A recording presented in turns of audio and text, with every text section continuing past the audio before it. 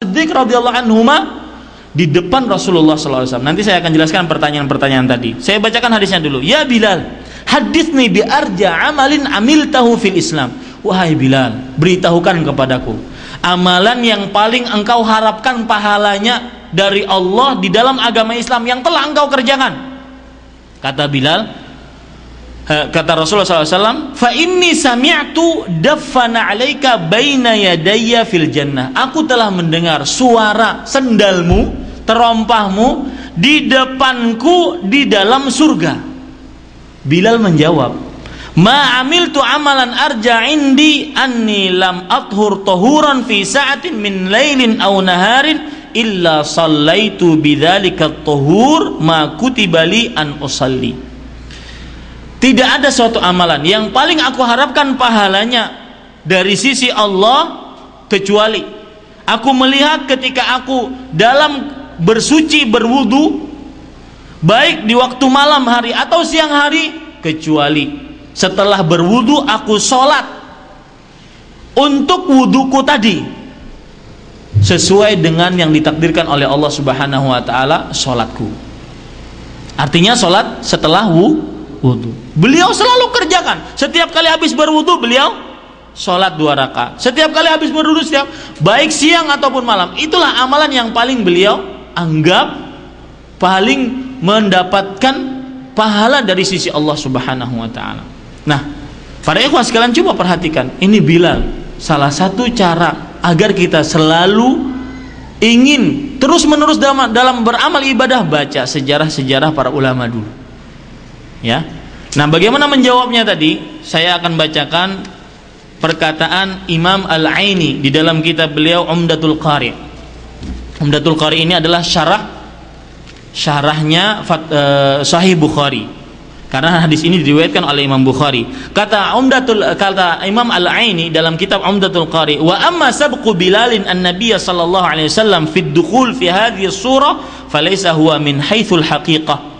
Sedangkan mendahulinya Bilal Nabi Muhammad SAW di dalam masuk surga dalam bentuk seperti ini bukanlah hakiki. Wa innama huwa bi tariqit tamtsil. Sesungguhnya itu adalah perumpamaan saja.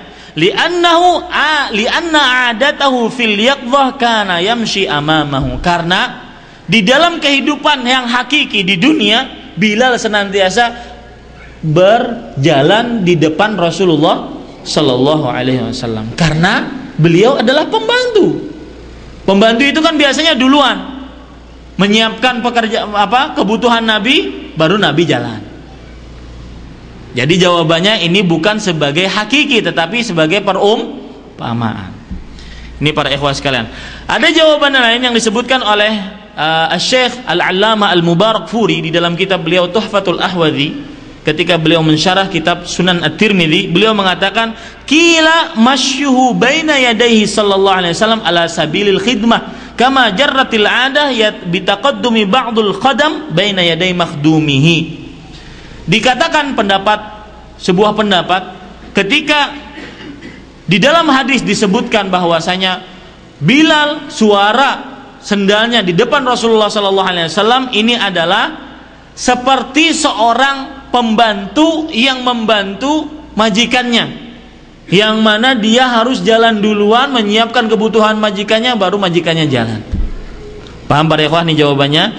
Yang kedua, wa inna ma akhbarahu alaihi salatu wasallam. Lalu kenapa Rasul SAW memberitahukan kepada Bilal seperti itu?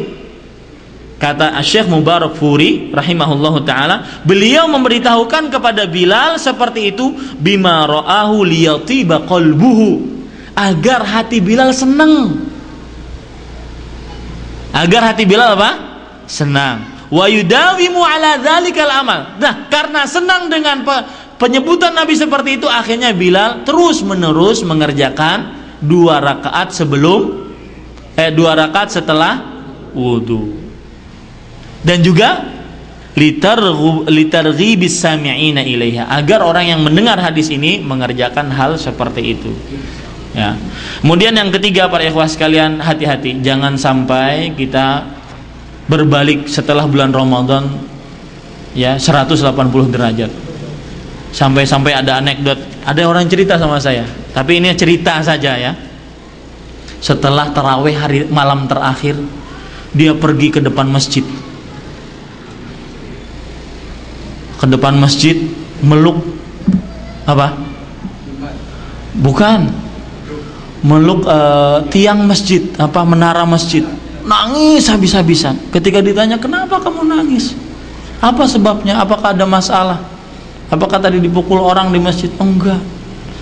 Ini kan tarawih terakhir," katanya. "Mungkin 1 tahun lagi saya akan bertemu dengan menara ini." Karena kenapa? Enggak pernah ke masjid selama setahun.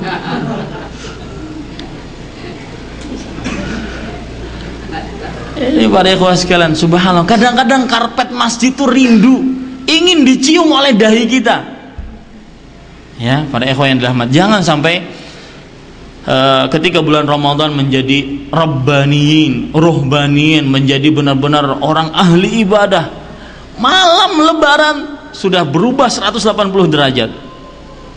Ketika di dalam bulan Ramadan, mata, telinga, mulut, dan seluruh anggota tubuhnya dijaga untuk tidak menghancurkan bulan Ramadan dia. Malam hari raya sudah semuanya bebas, seakan-akan bebas keluar dari kandang. Ya, ini para ikhwan yang dirahmati oleh Allah Subhanahu wa taala. Apa yang baik itu hanya dari Allah Subhanahu wa taala, apa yang buruk itu dari kami pribadi manusia biasa. Ada sebuah riwayat yang menarik sekali. Terakhir saya ingin sebutkan, disebutkan oleh Imam Al-Baihaqi di dalam kitab beliau Syu'abul Iman. Ada seorang ulama yang bernama Wahab Ibnul Ward. Wahab Ibnul Ward ini melihat sekelompok orang ketika hari Id senyum-senyum, tertawa, terbahak-bahak. Kata beliau, "In kana haula taqabbala minhum siyamahum fama hadza fi'lus syakirin." Kalau seandainya orang yang ketawa-ketawa itu termasuk daripada orang-orang yang diterima amal ibadahnya, maka bukan seperti ini orang-orang yang bersyukur karena diterima amal ibadahnya. Ketika hari Id tertawa-tawa, terbahak-bahak, ya. Kata Wahab Ibnul Ward, kalau seandainya mereka mengetahui amalan mereka diterima, mereka termasuk orang yang diterima amal ibadahnya, maka bukan seperti ini cara bersyukurnya. Kemudian kata beliau, "Wa in kana lam yutaqabbal minhum siyamahum fama hadza fi'lul khaifin." Kalau seandainya mereka mengetahui amalan mereka, puasa mereka tidak diterima di dalam bulan Ramadan, bukanlah ini orang-orang tanda orang-orang yang takut. Bukan seperti ini tanda orang-orang yang takut kepada Allah Subhanahu wa taala. Ini mungkin menjadi pelajaran bagi kita. Mudah-mudahan nasihat ini bermanfaat bagi yang menyampaikan.